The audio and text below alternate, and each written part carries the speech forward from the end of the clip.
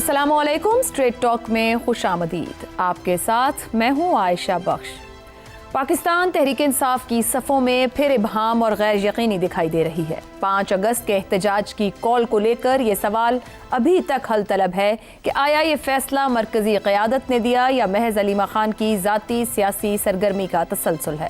अलीमा खान ने जिस अंदाज में 5 अगस्त के सिर्फ एक रोज़ा एहतजाज को मुस्तरद किया, उसने पार्टी में नई बहस छेड़ दी है। अलीमा खान का मौक़िफ़ है कि एहतजाज किसी एक दिन तक महदूद नहीं रहना चाहिए, बल्कि उस वक्त तक जारी रहना चाहिए जब तक इमरान खान को रिलीफ नहीं मिल जाता। ये बयान महज एक हिकमत अमली का इख्तिलाफ नहीं, बल्कि उस गहरी बेचैनी का इजहार है जो ख़ानदान के अंदर पार्टी की मसलियत पसंद क़यादत के रवैये पर पाई जाती है।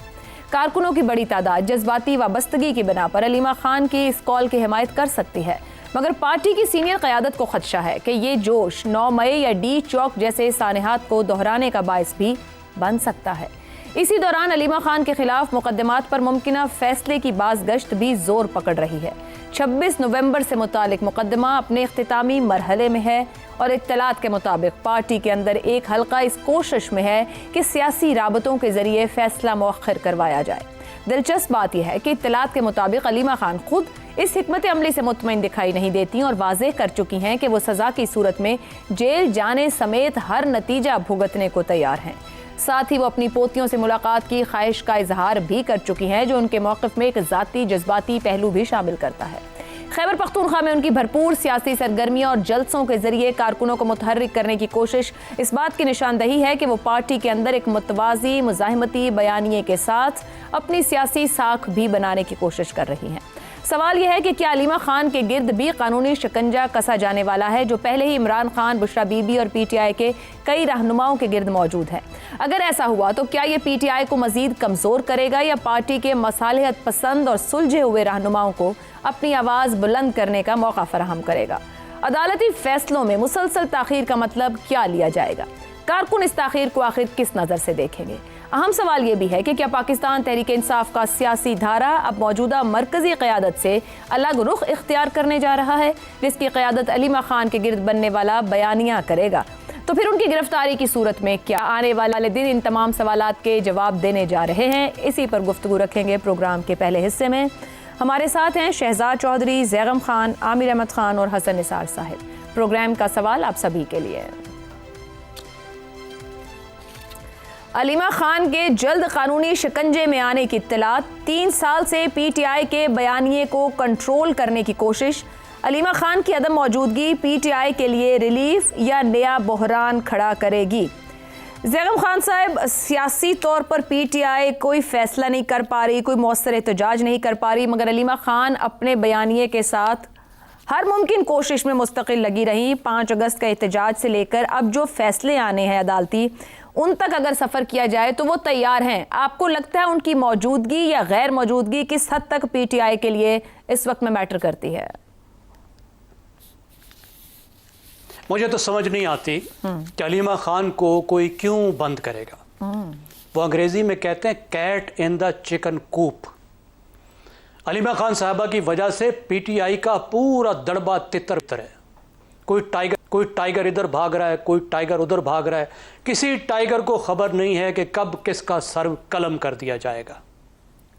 तो तंजीम की कोई हायरार्की नहीं बची उनकी मुसलसल मुदाखलत की वजह से। अब पार्टी में उनको एक फैसला कुन हैसियत हासिल है बगैर किसी ओहदे के, इमरान खान की बहन होने के नाते, क्योंकि इमरान खान का उनको नुमाइंदा समझा जाता है। वो जब बोलती हैं तो इमरान खान बोलते हैं, ये समझा जाता है।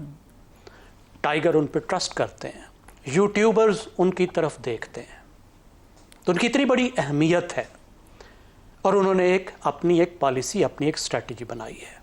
और उनकी स्ट्रेटजी ये है कि पार्टी को मज़ाहिमत करनी है और मज़ाहिमत के ज़रिए से इमरान खान को आज़ाद कराना है।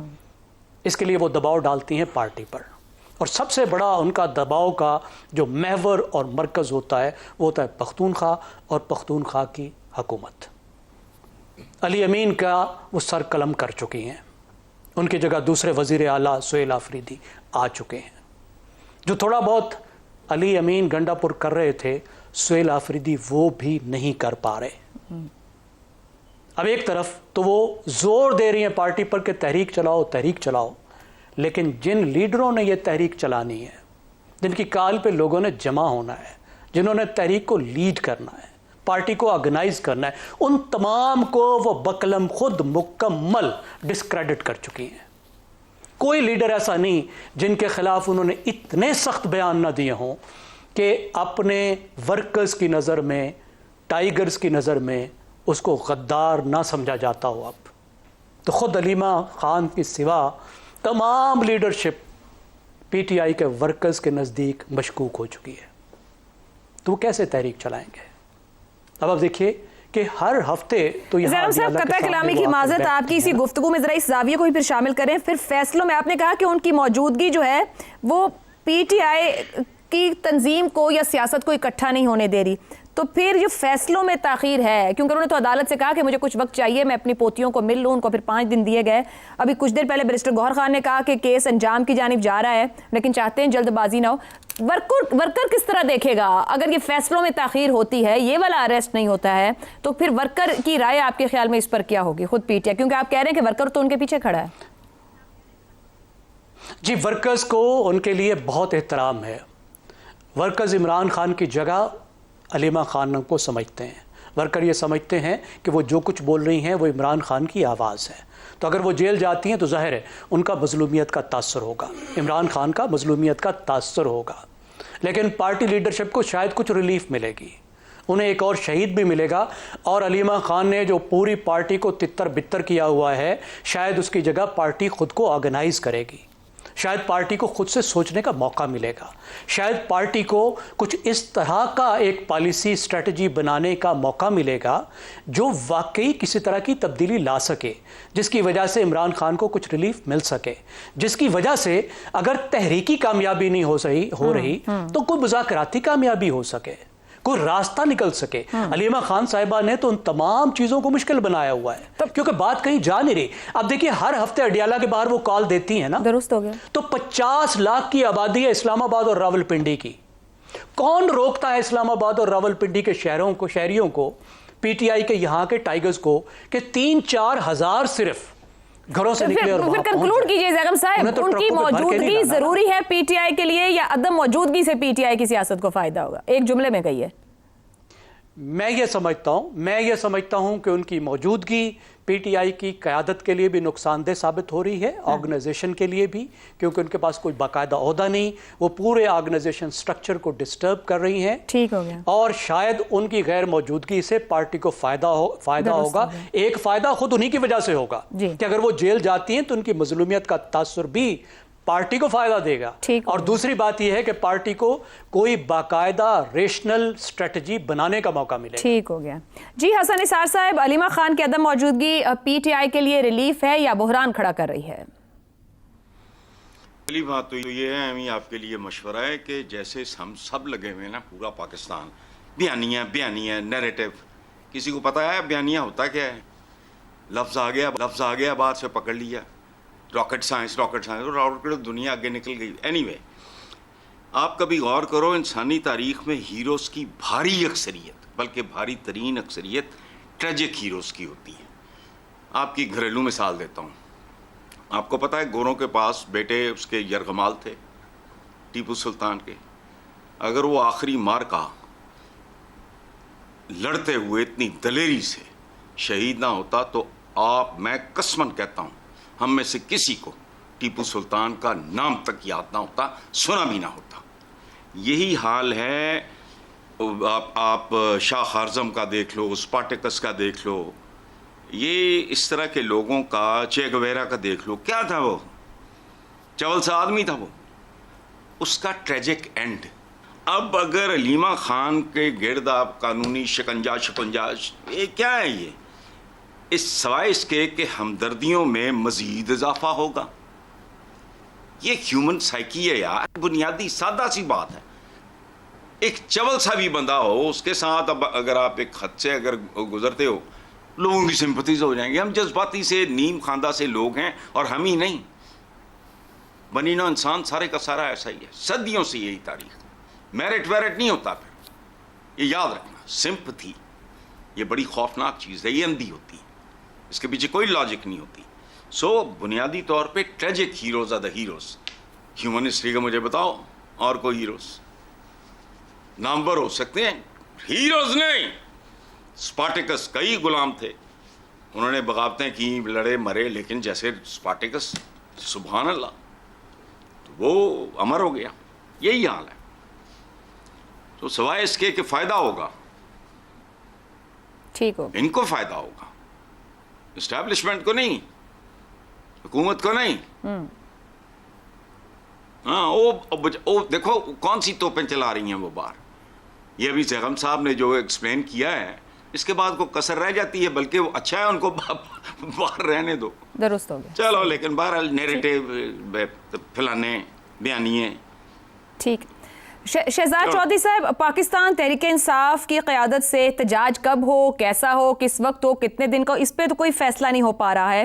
अदालती फैसले से मुतालिक खुद उनकी क़यादत बात कर रही है कि फ़ैसला आने को है। अलीमा खान साहिबा भी मीडिया पे बात करते हुए कह रही हैं, फिर बैरिस्टर गौर साहब भी कह रहे हैं एहतियात होनी चाहिए। मगर अगर इन फैसलों में ताख़ीर होती है, क्योंकि टाइम गुजर चुका अब तक इन फैसलों की तरफ देखा जाए, तो क्या PTI के अंदर मुज़ाहमती जो किरदार है उसकी वो कमज़ोरी की तरफ जा रहा है? पार्टी के अंदर पसे पर्दा राब्तों को लेकर भी बात होती है, क्या वो राब्ते अलीमा खान के मौक़िफ़ को कमजोर कर रहे हैं?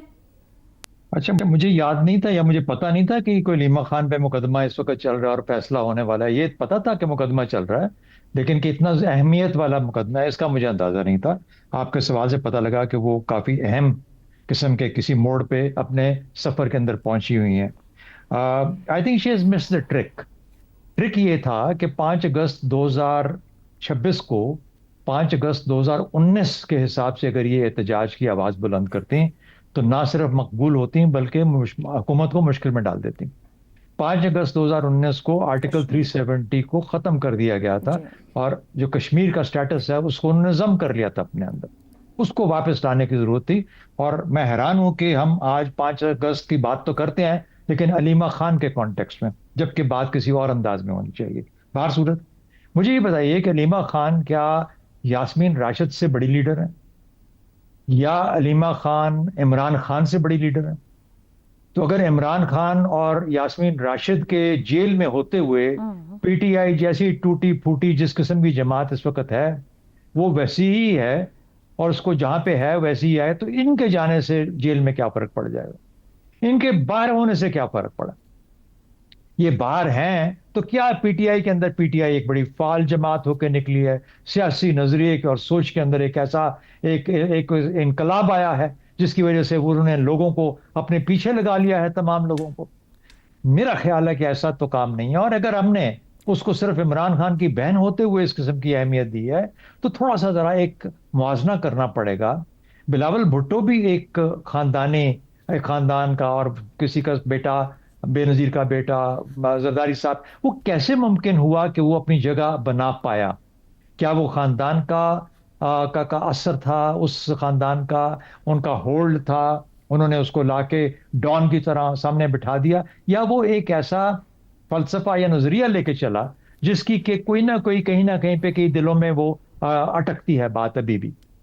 तो अगर तो उस किस्म की कोई एक चीज है जो कि इनके पास भी हो तो फिर तो इनकी भी की कोई पहचान बनी जाएगी और उसका असर आएगा। तो मुझे लगता है कि वो बिलावल भुट्टो वाली बात भी ना हो पाई। हालांकि उम्र में और तजर्बे में तो जाहिर है बिलावल से बहुत बड़ी है और उस लिहाज से इनकी सोच और समझ भी ज्यादा होनी चाहिए थी। सिमिलरली मरियम नवाज ने जो अपना मकाम बनाया पिछले 4-5 सालों में, 7 सालों में, इसको बताइए इसके अंदर क्या था? एक एफर्ट थी, एक कोशिश थी और फिर उस खानदान का एक अपना असर। अब वो उसको आप नेगेटिव समझे, पॉजिटिव समझे, जैसा भी है, ये हमारे एक मिजाज और मुआशरे का हिस्सा है कि वो अपनी जगह पे बैठ के उन्होंने मरियम को बिठा दिया और आप सब कहते हैं कि मरियम आइंदा की वजीर आजम है। अब वो है इस काबिल या नहीं दूसरी बात है, या कैसा फर्क होंगी या नहीं होंगी, लेकिन नवाज शरीफ साहब का असर, शहबाज शरीफ साहब का असर, उस खानदान का असर, तो मुझे ये चीज भी नजर नहीं आती। इमरान खान इतनी देर तक लीडर भी नहीं रहे, ना वो विरासती निज़ाम लेके चल रहे हैं, ना उनके अंदर से कोई, तो ना फलसफा, ना नजरिया, ना पार्टी का फाल होना, ना PTI की सियासत आजकल की, मुझे कहीं पे भी कोई ऐसी चीज नहीं नजर आती कि जो अगर अलीमा खान, हाँ उनके जेल जाने से अफसोस जरूर होगा कि यार खाम एक खातून को जेल में डाल दिया एक सियासी वजह से, वो नहीं डालना चाहिए। लेकिन उनके जाने या ना जाने से मेरे हिसाब में कोई बहुत बड़ा फर्क नहीं पड़ेगा। और आपके याद कराने का शुक्रिया। असल में तो मैं पीटीआई को भी तकरीबन अब आजकल को बहुत ज्यादा आप भूल चुके हैं पीटीआई को, ये तो मेरा ख्याल है आपने दोनों चीजें याद करवा दी। लेकिन सर ये रियलिटी याद रखें, खैबर पख्तूनख्वा में काफी वो जल्द से जुलूस और एहतजाज कर रही हैं, उसकी बात करेंगे। खैबर पख्तूनख्वा की बात करें, हम बढ़ के बात करेंगे उसके बाद। ठीक हो गया। आमिर अहमद खान साहब, कितना अलीमा खान का पॉलिटिकली एक्टिव होना मैटर करता है, नहीं करता है? उनकी गिरफ्तारी की बातें खुद जमात के अंदर से खुद अलीमा खान बात कर रही हैं। उनकी मौजूदगी क्या ताकत देती है पीटीआई की सियासत को? फिलहाल उनकी गिरफ्तारी क्या कमजोर करेगी या किसी नई तहरीक में बदल देगी? अच्छा, मैं ये अपने साथियों की अभी बातें सुन रहा था ना जब, तो मुझे एक ख्याल आ रहा था कि ये सारी बातें जिनका अगर मैं निचोड़ निकालना चाहूँ तो अभी तक जो मुझे समझ आई है वो यही है कि या तो वो उनका सियासी किरदार जो है वो सिरे से ही कोई खास अहमियत नहीं रखता, या फिर उन्होंने कोई बहुत ज्यादा सियासी फहम नहीं दिखाया, और इससे ज्यादा बढ़ के ये बात कि उन्होंने एक डिसरप्टिव सियासत की है जो कि पीटीआई की अंदरूनी सियासत और अंदरूनी इंतजामी अमूर के लिए और भी ज्यादा डिस्ट्रप्टिव साबित हुई है, बजाय इसके कि वो रियासत के लिए डिस्ट्रप्टिव साबित होती। अगर ये सारी बातें आशा हमें पता है या हम इन बातों को जानते हैं, तो हमारा क्या ख्याल है कि जो हुकूमत में है, जो इस हाइब्रिड निजाम के करता धरता है, उन्हें ये नहीं पता होगा। और अगर उन्हें भी ये पता है और उसके बावजूद ये हालात इस तरफ जा रहे हैं कि अलीमा खान की गिरफ्तारी की तवक्को की जा रही है पूरे पाकिस्तान में, तो इसका मतलब है कि किसी ने सोच समझ के ये फैसला किया होगा ना कि उनको अब हटाएं, ताकि पीटीआई की सियासत जिस तरह के इंतशार का शिकार है इतने अरसे से, उसको कोई अपनी सिमत नजर आए, वो वापस आए। आपने देखा, मैं पता नहीं वो सही था गलत था, मैं कहीं पे पढ़ रहा था कि पीटीआई ने फैसला किया है कि वो स्टैंडिंग कमेटी का बायकॉट भी अपना खत्म कर देगी पार्लियामेंट के अंदर। उस तरह की भी एक दो खबरें आ रही थी कि ये सियासत पीटीआई कश्मीर के इलेक्शन पे भी उनके मौक़िफ़ किसी सॉलिड पॉइंट पे नहीं पहुंच रहा, उनको फैसला साजी में दिक्कत है। अगर अलीमा खान साहिबा ना हो तो क्या पार्टी के मसालियत पसंद और सुलझे हुए रहनुमाओं को बात कहना, किसी नुक्ते पर पहुंचना, मुफाहमती सियासत करना, कुछ आसानियां लेना आसान हो जाएगा? देखिए, उनके इस रास्ते से में एक बड़ी रुकावट तो खत्म होगी ना। वो फिर उसके बाद जो भी फैसला करते हैं या जहां पे भी जिस सिमत में भी अपनी सियासत को लेके जाना चाहते हैं, एक रास्ता थोड़ा सा उनके लिए खुलेगा भी। और ये मेरा ख्याल है अब, और मुझे तो काफी अरसे से इस बात का एहसास हो रहा है शायद कि अब ये चीज हमारे हाइब्रिड निजाम को भी समझ आ गई है, मुख्तदरा को भी समझ आ रही है कि देखें, आप सियासत को ना एक बोतल में बंद करके नहीं रख सकते एक हफ्ते से ज्यादा। ज़िया-उल-हक ने करके देखा ना, क्या नतीजा निकला। उमर डायलॉग जैसे ही उनको मौका मिला, नवाज शरीफ साहब के बारे में कहा जा रहा था कि वो जो जिस डील के तहत वो मुल्क छोड़ के चले गए हैं, उसने उसकी सियासत को खत्म कर दिया है। और जनरल मुशर्रफ का ख्याल था कि 10 साल का मुआहदा करके उन्होंने पीएमएलएन की सियासत को खत्म कर दिया, नहीं हुई ना। तो इस चीज का एहसास मेरा ख्याल है मुक्तदरा को भी है कि आप सियासत को इस तरह से हमेशा एक बोतल में बंद करके नहीं रख सकते। अब उसको निकलना है, तो उसके निकलने का, उसको बाहर अगर उसको खुली छुट्टी देनी है, तो उसका रास्ता माइनस इमरान खान, माइनस उन तमाम लीडर्स के जो कि मज़ामती सियासत में यकीन रखते हैं, माइनस उस खानदान के जो मज़ामती सियासत में यकीन रखते हैं, उसके उनको अलहदा करके ही आगे का रास्ता निकल सकता है। और आगे का रास्ता निकालना मेरा ख्याल है जिस वक्त जितनी इस वक्त पीटीआई की जरूरत है, उतनी ही मुक्तदरा की भी जरूरत है। ये ना समझेंगे ये सिर्फ पीटीआई के ऊपर कोई बड़ी मेहरबानी की जा रही है, अलीमा खान की गिरफ्तारी की अगर तैयारियां हो रही हैं, ये मुक्तदरा अपने लिए भी कर रही है। इतनी मोहब्बत उनको कभी भी नहीं थी पीटीआई से कि वो सिर्फ उनकी सियासत को बहाल करने के लिए इस तरह के इक़दाम का सोचे। दुरुस्त हो गया जी। यहाँ पर हम एक ब्रेक लेंगे, ब्रेक से वापस आएंगे तो बात करेंगे पाकिस्तान की तरजीहात में पानी यानी डैमों और पानी के जखीरा करने को लेकर कभी भी मंसूबाबंदी क्यों नहीं रही। इस ब्रेक के बाद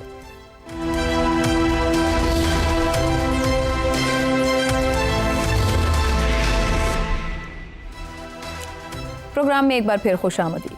डैम्स पाकिस्तान के आबी मुस्तकबिल का सबसे बुनियादी तकाजा। एक ऐसा मुल्क जहां एक जानिब तबाहकुन सैलाब आते हैं और दूसरी तरफ पानी की शदीद किल्लत पैदा हो जाती है, वहां डैम महज तरक्याती मंसूबा नहीं है बल्कि बका की ज़मानत है। 2010, 22 और 2025 के तबाहकुन सैलाबों में हज़ारों जानें ज़ाया हुई और अरबों डॉलर का नुकसान हुआ। ये कौमी सानिहात बार बार इस हकीकत को उजागर करते हैं कि पानी को ज़ख़ीरा करना अब कोई इंतखाब नहीं बल्कि एक नागुज़ीर ज़रूरत बन चुका है। चेयरमैन वापडा के मुताबिक तरबेला और मंगला के बाद मुल्क में एक भी बड़ा डैम नहीं बना। पाकिस्तान को पानी की सिक्योरिटी के लिए संजीदा कोशिशों की ज़रूरत है।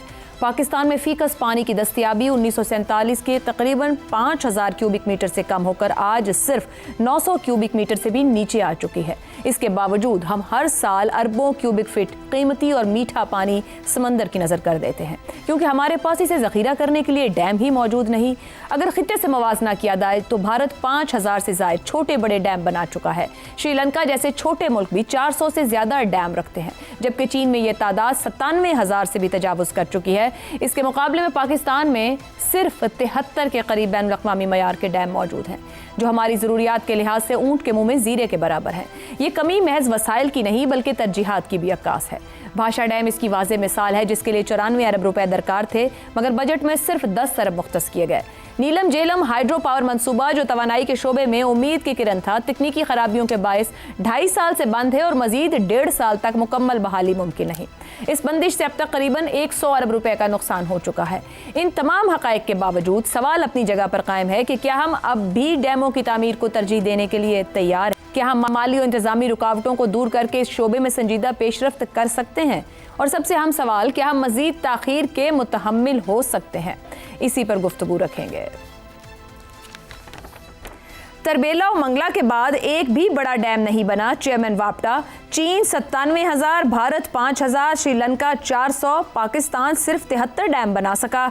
क्यों पाकिस्तान आबी मनसूबाबंदी में खतरनाक हद तक पीछे रह गया? शहजाद चौधरी साहब। आयशा, कभी आप कराची के किसी सेठ से ये पूछें कि आपकी जो फैक्ट्री है या जो भी कारखाना है ये कितने सालों से लगा हुआ, तो बचाएगा कि ये मेरे वालिद के वालिद ने 50 साल पहले 60 साल पहले शुरू किया था और बहुत कमाल का और बड़े अमीर तरीन लोगों में शुमार होंगे। तो आप उनकी गुजर औकात हो रही है, अल्लाह का शुक्र है। 5 या 6 या 10 भाई हैं तो 10 के 10 एक ही कारोबार से जुड़े हुए हैं। वो कारोबार को डाइवर्सिफाई करने की सोच भी नहीं रखते। वो कहते हैं कि खानदान को इकट्ठा रखना जरूरी है बनिस्बत इसके। इस वजह से आपकी मईशत उधर ही फंसी हुई है। बजाय मैं क्या बता रहा हूँ, इसकी वजह यह है कि जहां पे आपकी सोच ये है कि हर साल इस सीजन में बारिश हो जाती है और रबी और खरीफ की फसलें जो हैं वो उसी हिसाब से साल से आ रही हैं और मिल रही हैं। ये कभी किसी ने सोचा ही नहीं कि क्लाइमेट चेंज आएगा, मौसम बदल जाएंगे, सीजन बदल जाएंगे, तो उस वक्त हमारी खुराकों का क्या बनेगा, हमारे तरीकों का क्या बनेगा, हमारे पानियों का क्या बनेगा। हमें तो पानी और मौसम की जो मुनासबत है उसके हिसाब से किसी क्रॉप को उगाना होता है। तो जब सर्दियों में पानी ज्यादा आ जाएगा, गर्मियों में कम होगा, तो फिर क्या करेंगे, so on and so fourth. तो ये बुनियादी चीजें, बाकी चीजें आपने बता दी जो की हैं कि देखिए आज भी पाकिस्तान का 105 मिलियन एकड़ फुट पानी इन हमारे दरियाओं में बहता है। इसमें से कम 15 से लेके 35 तक, इसमें फिगर्स के अंदर सिंध वाले कुछ कहते हैं, कोई और कुछ कहते हैं, लेकिन 15 से 35 मिलियन एकड़ फुट पानी आज भी दरिया में समंदर में जा रहा है। और ये जो बाकी इस्तेमाल हो रहा है, इसको इतना वेस्ट किया जाता है, जिसका आमिर अहमद खान साहब बार बार बता चुके कि हम उसको ना संभाल पाते हैं और जाया करते जाते हैं। हमारी इरिगेशन का तरीका हो, हमारी बाकी चीजें हो, हमारा स्टोरेज है ही नहीं, स्टोरेज का निजाम तो अब आज सर पे आन पड़ी है। लेकिन 105 मिलियन एकड़ फुट पानी आज भी बहुत है।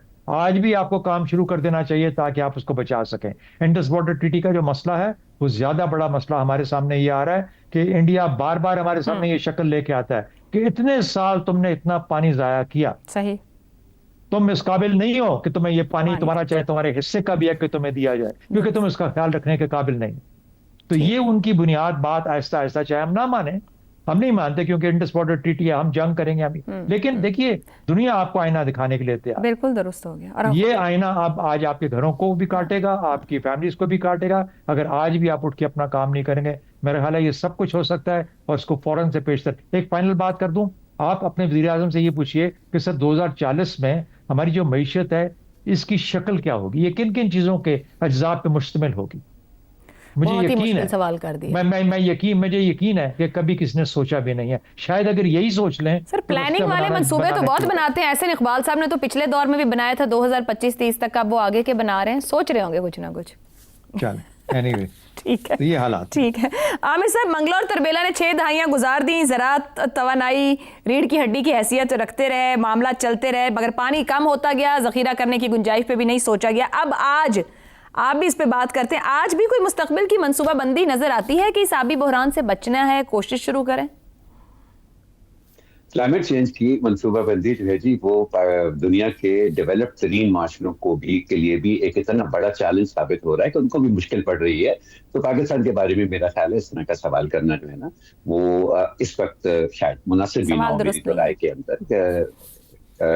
लेकिन अच्छा, मैं आपको एक बात बताऊं, मेरे बचपन में मेरे गांव में चाय जो है वो सिर्फ हकीम की दुकान से मिला करती थी। और किसी को मौसमी बुखार हो जाता था ना, तो वो जाके वहां पर चाय लेके आते थे, दूध में काटते थे, पीते थे। कुछ ठीक हो जाते थे, कुछ नहीं ठीक हो जाते थे, लेकिन उसको मौसमी बुखार का, नस्ले जुकाम का इलाज समझा जाता था। आजकल आपने किसी को सुना है ये कहते हुए कि जी अगर आपको नजला जुकाम है या हल्का फुल्का बुखार है तो आप चाय पी के उतार दो? नहीं ना। वो इसलिए कि किसी वक्त जमाने में अगर कोई चीज, किसी एक चीज का हल होती थी, तो जरूरी नहीं कि 50 साल, 60 साल, 70 साल गुजरने के बाद भी वही चीज, उस मसले का जो है वो हल हो जाए। दुनिया बदलती रहती है, इसके तरीका कार बदलता रहता है, टेक्नोलॉजी डेवलप करती रहती है, नए नए हल निकल आते हैं। आज अगर हम फिर से इस आबी बहरान का अहाता करते हुए वापस हम डैमों की बात करना शुरू करते हैं ना, तो इसका मतलब है कि हमसे कोई प्लानिंग तो बहुत दूर की बात है आयशा, हमसे उस मसले का बुनियादी अहाता ही नहीं किया जा रहा। आप 100 डैम भी बना लिए इस वक्त पाकिस्तान के अंदर, जब तक आप अपने एग्रीकल्चर को मॉडर्नाइज नहीं करेंगे, सवाल ही नहीं पैदा होता कि आपकी पानी की जरूरियात पूरी हो जाए। जब तक आप ड्रिप इरिगेशन की तरफ नहीं आएंगे, फ्लड इरिगेशन पर इंसार करेंगे, तो ये डैम आपका कुछ करने वाले नहीं है, जिनको बनाने के लिए ना तो आपके पास पैसा है, ना वसाइल है, ना ही आपके पास वो टेक्निकल कैपेबिलिटी है कि आप अपने तौर पे। वेरी वैलिड पॉइंट आमिर साहब। और जो नीलम झेलम हाइड्रो प्रोजेक्ट बनाया है वो तो 4 साल में हमें 100 अरब का नुकसान दे रहा है। आपने बड़ा अच्छा नुक्ता कहा कि 1950, 60, 70 में अगर कोई सोच थी तो क्या आज 2026 में होनी चाहिए। अजीब बात है कि हमारी हुकूमती या इंतजामी अशराफिया है वो अपने लिए कुछ और तरह सोचती है, मगर ओहदों पर बैठकर शायद सोच का अंदाज बदल जाता है। ब्रेक के बाद गुफ्तगू आगे बढ़ाएंगे।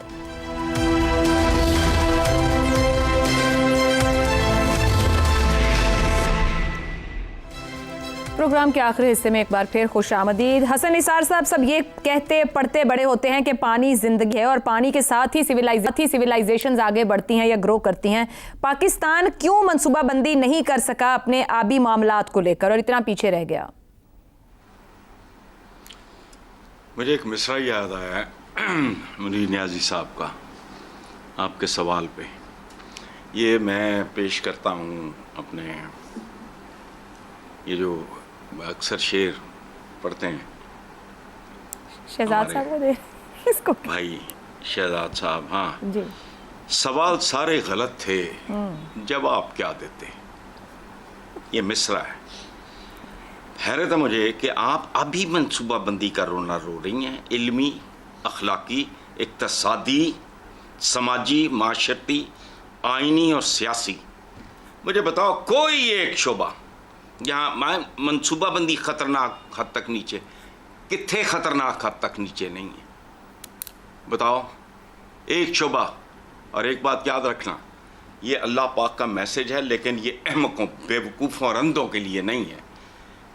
इंसानी हेल्दी इंसानी बॉडी और एक इंसानी माशरा, इसमें मुमासलतें ढूंढो, पागल हो जाता है आदमी। दुरुस्त। दौलत ऐसे चले माशरे में, मैं एक मिसाल दे रहा हूं, जैसे खून जिसमें जुडिशियसली गर्दिश करता है। ये नहीं कि तैर है कमीने, इतने अवाम ने नहीं। आपका सवाल इसलिए, देखो बात सुनो, मनसूबाबंदियाँ मैंने इतनी गिनवाई हैं, इंसानी माशरा, इंसानी जिस्म, इसको ज़हन में रखो। और फिर मुझे ये बताओ कि ये माशरा भी अगर इंसानी जिस्म है, मेरा तो ये ईमान का हिस्सा है, किसी किताब से नहीं लिया, अपने गौर फिक्र का नतीजा, खौफनाक मुमासलत है। If you want to keep your body healthy, उसके सारे उज़्व ठीक हों, वरना एक लिवर गया पूरा बंदा कब्र च, एक हार्ट कार्डियक अरेस्ट हुआ पूरा बंदा कब्र च। तो उज़्व भी कोई नहीं काम कर रहे, कोई एक बताओ मुझे। तो इसलिए ये जाने दो, ये तो एवं नखरे नुखरे हैं। वो फौजी दे गए दो ਤੁਹਾਨੂੰ ਦੇ ਜਿਹੜੇ ਵੱਡੇ ਤੁਹਾਡੇ ਕੋਈ ਚੱਜ ਦੇ ਡੈम्स ने, वाकई जो काबिल जिक्र हैं, वो कौन दे गया? वो ये इस मुल्क के सियासतदाना तो जान छुड़ाओ, वरना आ गई जान शिकंजे अंदर, ज्यों बेलन विच गन्ना। याद रखना। सही हो गया है। ये सवाल मेरे नज़दीक तो बनता ही नहीं है। ज़ैगम साहब, गुफ्तगू तो यही कह रही है कि पाकिस्तानियों की जान शिकंजे में तो आ गई है, क्योंकि इस गुफ्तगू के दौरान मैं सोच रही हूँ कि इंतज़ामिया कहती है उनके पास गाड़ियाँ, इलेक्ट्रिक व्हीकल्स होनी चाहिए, सेनेटर्स कहते हैं ब्लू पासपोर्ट होने चाहिए, फिर कहते हैं जी घर नए बनने चाहिए, कभी विलास लाहौर बनते हैं, कभी इस्लामाबाद में बनते हैं। ये मौसमियाती असरात तो बर्दाश्त नहीं करेंगे इस मुल्क में, तो फिर बाहर जाके कर लेंगे या इतने फैसिलिटेटेड होंगे, और मेरे आपके लिए इनको सोचने की ज़रूरत ही नहीं है। तो फिर मैं क्यों सवाल कर रही हूँ कि मनसूबाबंदी है या नहीं है। तो इसीलिए इन 60,000 लोगों को ब्लू पासपोर्ट चाहिए ना, ताकि वीज़ा लेने की ज़रूरत भी ना पड़े, बैठे जहाज़ पर और बाहर चले जाएं अपने महफूज ठिकानों में। आयशा, जब भी हम पानी के बहरान की बात करते हैं तो हमें जो बात करनी चाहिए वो वाटर गवर्नेंस का क्राइसिस है, पानी के गवर्नेंस का बहरान। लेकिन बात हम करते हैं सिर्फ डैमों की। क्यों? इसलिए कि एक डैमों की बहुत बड़ी लॉबी मौजूद है, जिनके बड़े बड़े खांचे हैं, और हर डैम हज़ारों लोगों की नस्लों को बना देता है। आप मुझे बताइए, डैम तो बनने चाहिए, ये तो कोई इनकार की बात नहीं है, डैम नहीं बने, लेकिन 101 जो दूसरे काम करने थे वो भी नहीं किया। पानी के बहरान को रोकने के लिए, उनमें से कौन सा काम है जो किया गया? आज पाकिस्तान में जो फीकस पानी है, एक बंदे को जो पानी चाहिए वो 1000 क्यूबिक मीटर से कम है, 1 मिलियन लीटर साल में। ये कम हो तो एक बहरानी कैफियत होती है, उससे नीचे हो चुका है। सही। और इसकी वजह डैम नहीं है, डैम पानी बनाते नहीं है। स्टोर जब डैम बन भी जाएगा तो ये 10,000 से ऊपर नहीं जाएगा। दुरुस्त, वैलिड पॉइंट। ये जो 1000 क्यूबिक मीटर है या 10, ये पानी तो नहीं बढ़ेगा, पानी जमा होगा ना। तो ये मसला कहां से पैदा हुआ? ये मसला तो आबादी से पैदा हुआ है। 20 साल बाद आप 100 और डैम बना लेंगे, लेकिन आपकी आबादी ये बढ़ती रही तो 1000 की बजाय 500 क्यूबिक मीटर पानी होगा ना। बस ज़ैगम साहब, हमने वक्त के साथ नहीं तो किया। नहीं वो चेयरमैन बाबरा अगर कह रहे हैं 2 डैम बना के बैठे तो अगले 50 साल तो कुछ किया ही नहीं, तो इसलिए इंतजामिया वहीं खड़ी है 50 साल पीछे। 2026 गया है जहां पे और बहुत से क्राइसिस मौजूद हैं। आयशा, बना लें डैम, लेकिन डैम ना सैलाब का मसला हल करेंगे, ना पानी की किल्लत का मसला हल दुरुस्त करेंगे। हो गया। वो हल में एक मदद देंगे। They are part of the solution and they are presented as the solution, they are not the solution. दुरुस्त हो गया। हल नहीं है वो, हल की तरफ एक कदम है, तो बाकी हल पर बात तक नहीं होती। मुझे बताइए 2022 का जो बहरान आया था, जो सैलाब आया था, उसको कैसे डैम रोक सकते थे? हिल टॉरेंट से वो आया था। उसके अलावा शहरों में जो आपका जितना इंफ्रास्ट्रक्चर था वो खत्म हो गया था, तो इसको डैम कैसे हल करते? नहीं कर सकते थे। असल मसला यह है कि लोग वल्नरेबल हैं, लोगों को उनकी कमजोरी मार रही है, इंफ्रास्ट्रक्चर की कमजोरी मार रही है, शहरों की कमजोरी मार रही है, पानी का गलत इस्तेमाल मार रहा है, पानी का गलत इस्तेमाल जो है गलत तकसीम मार रही है। आपने ग्लेशियर से लेकर खेत तक और ग्लेशियर से लेकर पानी के गिलास तक पानी के इस्तेमाल का पूरा निजाम बनाना है, इंसान को मजबूत बनाना है, ह्यूमन डेवलपमेंट, ताकि बहुत बड़ा इम्तिहान आपने रख दिया है। ये तो जो आप शायद हुकूमतों को अभी सोचनी पड़े कि कहां से उन्हें क्या कुछ बनाना है। फिलहाल प्रोग्राम से इतना ही, इजाजत दीजिए, अल्लाह हाफ़िज़।